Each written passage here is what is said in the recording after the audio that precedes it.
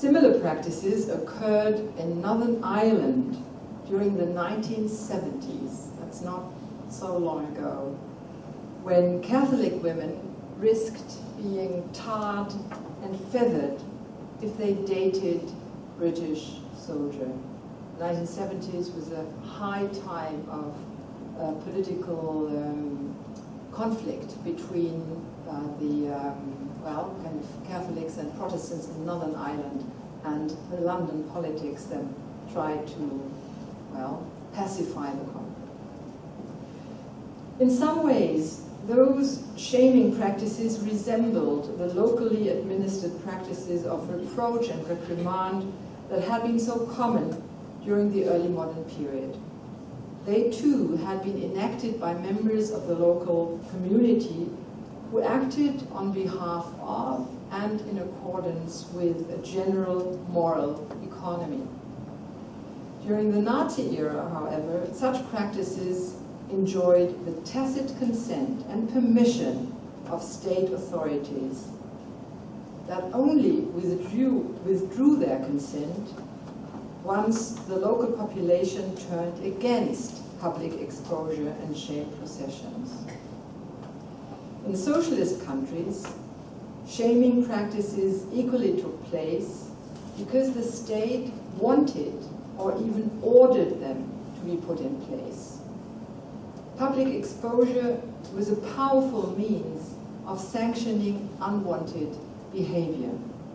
For instance, the names of students or workers who did not perform well were written on banners displayed in schools or factory halls. Another measure used to punish and regulate citizens was a form of popular justice installed in factories but also in neighborhoods and peasants' cooperatives. Citizens who misbehaved by, for example, beating their wives or showing up for work drunk, such citizens were tried in front of and by their peers, which reportedly caused them enormous shame and embarrassment. In more liberal-minded states, such officially instigated policies of popular justice were taboo, since they were held to be inconsistent with notions of individual dignity and honor. At the same time, however, the state allowed social actors, especially and increasingly acting through the media, to blame and shame others, be it public figures or simple citizens. Such practices became more widespread around 1900. A famous example is this 1919 cover of a popular illustrated journal in Berlin, which deliberately ridiculed the new president, Social Democrat Friedrich Ebert, on the day he took his oath on the new Republican Constitution. A photograph taken at the Baltic Sea with Ebert and Noske, his Minister of Defense, which showed them, as you can see, which was absolutely never heard of during the imperial period. When this very journal, the Berliner Illustrierte Zeitung, had printed kind of photographs of high officials and even the Kaiser on vacation, but they were always fully dressed with hats and stick, etc. Never, never, ever like that. Such policies gained further momentum during the Third Reich, when media directly served the interests of the fascist state. But they continued after the war, and right until our own times, with frequent incidents and effects of humiliation. In 2015, the tabloid Bild, that some of you might know, it's a kind of daily newspaper with 1.7 million copies sold every day and a huge online readership, So Bild in 2015 published what they called, deliberately called, a modern pillory. Pranger. They printed the names, portraits, and comments of people who had posted racist messages online. In a similar vein, citizens use the internet more and more to blame and shame others. Often, or well, always basically, allegedly for a good moral cause, because they're too fat, they drink too much, they don't pay their taxes, they use too much water, you name it. Have the wrong sexual orientation, etc. Public shaming here satisfies the needs of those who take the moral high ground and feel entitled to degrade others whom they consider morally inferior. The claim to superiority is equivalent to the claim to power that is demonstrated through practices of humiliating others, be it individuals or groups.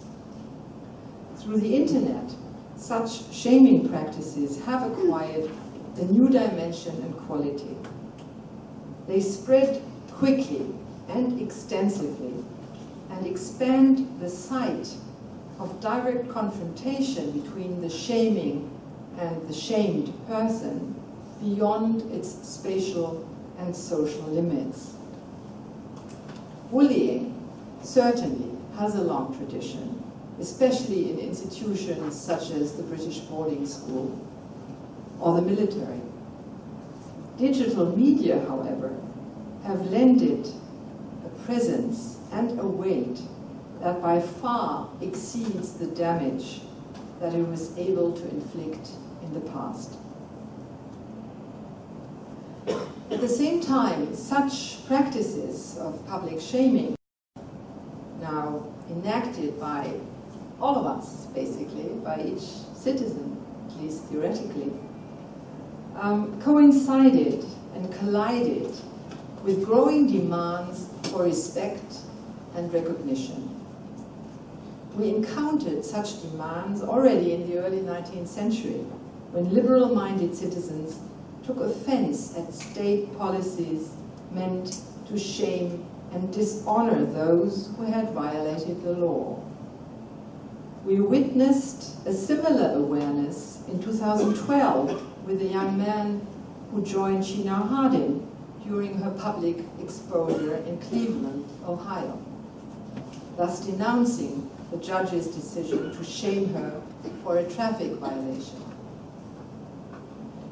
I argue that such awareness has grown tremendously, mainly during the second half of the 20th century and in most Western societies.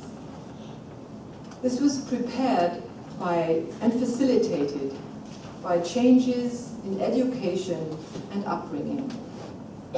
In former times, schools could generally be described as humiliation laboratories. Students, and I remember that from the 1960s in my West German school, students who disobeyed their teachers, sometimes did, and resisted discipline were punished by degradation. They were forced to stand in the corner with their backs to their classmates. Is that? Don't we have the other one? See? That's the next one. Because, sorry, I actually wanted to show you here a famous sculpture, or a sculpture by a very famous West or German artist, Martin Kippenberger, who's about my age, and who in 1989 had done many sculptures where a man stands, a man, not a child, a man stands in the corner of a room, hands in his back, head bent, and the caption reads, Martin, up into the corner and be ashamed. So it's a kind of memory, well, both a memory of how he has been treated at school in the 1960s mainly, but it's also a hint towards what the art market did to him in 1989, but that's a different story. But it's a very, very famous and extremely expensive sculpture. Okay. So standing with their back to the classmates, but sometimes they had to wear, and that's actually a painting from France from the 1830s. They had to wear a donkey's cap to be made to look ridiculous. They received a public flogging, and I think we can see the next one now. Yeah, public flogging, that's what you see in the center of this 18th century engraving. But you also see, if you look to the, where is that? To the left, to your left, where the red circle is, you see a kid that also wears a hat, interestingly, and in order to punish him and to ridicule. Just in brackets. The same kind of hats were put on the heads of Chinese professors, teachers, public officials by the Red Guards in the Chinese Cultural Revolution, which still strikes me because it's so, you have even the same accessoires, the same tools, the same signs that are used to humiliate, in this case not kids but grown-ups. Okay. They received a public flogging and many more obnoxious punishments that were meant to shame and degrade them, the kids, in the eyes of their fellow students. Many generations of school teachers and pedagogues had spoken out in favor of such disciplining practices. They had vehemently dismissed the argument that the honor and dignity of young children and adolescents might be seriously harmed and violated by such treatment. Instead, they sang the praise of shaming as the ultimate means of habituating the young ones to social rules and conventions. And that's the argument that we've seen basically, long back to Plato.